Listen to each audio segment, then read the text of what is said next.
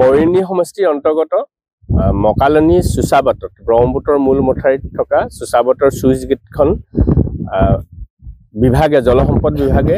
মেৰামতিৰ কি কাম আবণ্টন দিছিল 1,31,00,000 টকাৰে সেই কামটো ইতিমধ্যে আজি মাৰ্চৰ 3 তাৰিখ হ'ল 3 তাৰিখ হোৱাৰ পাছত আমাৰ এটাই সন্দেহ হৈছে আমি বিভাগকো এই বিষয়টো অৱগত কৰিছো যে 31 মাৰ্চৰ ভিতৰত চুচাবাটৰ চুইচ গেটৰ যি কাম কৰি আছে 31 মাৰ্চৰ ভিতৰত সম্পূৰ্ণ হ'ব লাগে নহলে বাৰিষা সমাগত 1 মাহৰ পাছত আমাৰ নতুন বাৰিষা আৰম্ভ হ'ব যোৱা বছৰ এপ্ৰিলৰ 9 তাৰিখে এই গেট বন্ধ কৰিছিল পানীৰ কাৰণে যদি তেনেকুৱা এটা পৰিৱেশ হয় তেতিয়া আমাৰ সমগ্ৰ শিমলুগুৰি আৰু জকাইচুক মৌজাৰ প্ৰায় 30-35খন গাঁও পানীৰ তলত আবদ্ধ হৈ থাকিবলগীয়া এটা পৰিৱেশ ৰচনা হ'ব তেওঁ খেতি পথাৰ কৰিব নোৱাৰা পৰিৱেশ সেইকাৰণে বিভাগে যুদ্ধকালীনভাৱে এই কাম কৰিবৰ কাৰণে আমি শিমলুগুৰি মৌজা আৰু জকাইচুক উন্নয়ন সমিতি আৰু শিমলুগুৰি মৌজা আঞ্চলিক ছাত্ৰ সন্থাই বিভাগক দাবী উত্থাপন কৰিছো আৰু সমান্তৰালভাৱে এই গেটৰ যিকেইটা পালা আছিল ফ্ৰণ্টৰ যিটো থ্ৰী-চাটাৰ পালা এই পালাকেইটা মানে ৰিপেয়াৰিঙত নধৰাৰ বাবে কৃষক মুক্তি সংগ্ৰাম সমিতিয়ে এই গেটৰ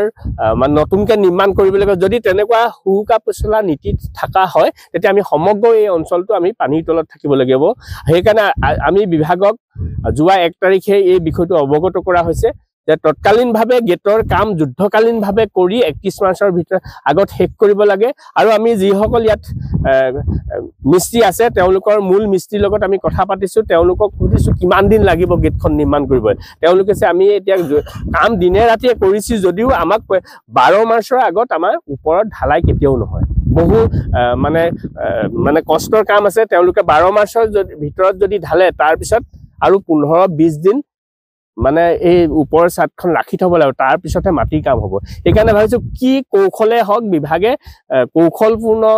অৱলম্বন কৰি গেটখন 31 মাৰ্চৰ ভিতৰত কামটো সম্পূৰ্ণ কৰিবৰ কাৰণে আমি দাবী উত্থাপন কৰিলো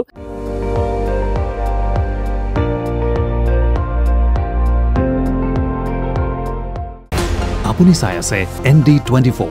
সৰ্বশ্ৰেষ্ঠ নহয় সৰ্বোত্তমৰ দৌৰ